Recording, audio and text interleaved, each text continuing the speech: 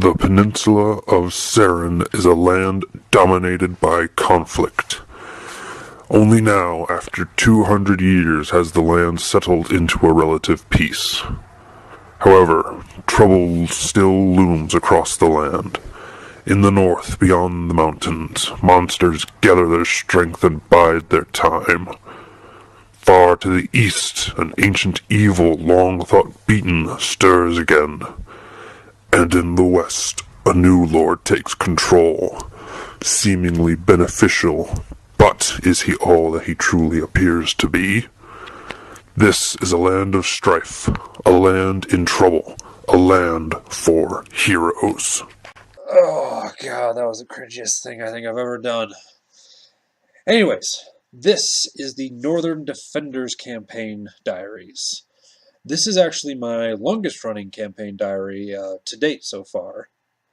It takes place in the Northern Province, as you could see from the opening narration, in the town of Dagormir to begin with. That's the very central point where all the roads connect. None of the players are local, so they really don't have much knowledge to go off of with what's going on. Now on to our colorful cast of characters. To start with, we have Elris Meliamni, a wood elf monk with a logical disposition and a certain thirst for knowledge. His monastery held we'll call it a legend, about an ancient lost library known as the Kerheen Library. And he is on a personal quest to find and discover such a large treasure trove. He has been described by his player as a Gandhi look-alike, and is just about as bloodthirsty, to be honest with you. He's gotten some pretty gruesome kills under his belt at this point. Next, we have Asami Dankil, a hill dwarf cleric with a propensity for healing spells and bludgeoning warhammer blows. She is from a far-off dwarven mine and is played by my friend Katrina. Thirdly, we have Asuna Amakir, a wood elf rogue with a sharp blade and a mysterious past. She's come from far-off lands and does not speak of whence she came.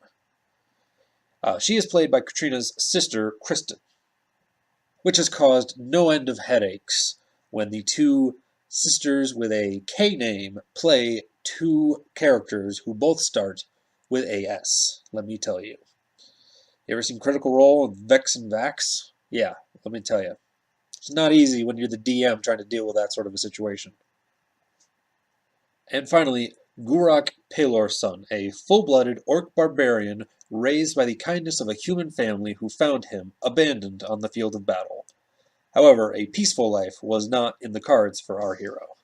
After a brief moment of rebellion to protect a local wood elf family who Gurak had grown quite close to from the abuses of the Lord's guards, Gurak was sent running, one step ahead of the Lord's malignant influence.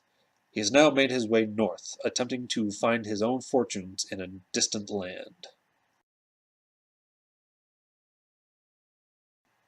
What better way to start the first session of one of my first D&D campaigns than with those classic 6 words.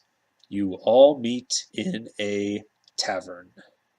The party, having arrived in Dagormir for their own various reasons, have all come together under the roof of the Broken Saddle Tavern, a local watering hole which is used for traveling merchants and caravans and people looking to make their way further north, that sort of thing.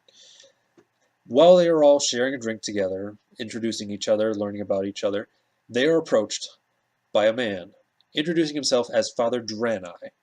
He speaks with a stutter and has difficult time explaining that he comes from the local Pelor temple, and the High Father of that temple has a mission for a group of powerful adventurers much like the ones that Father Draenei has come across.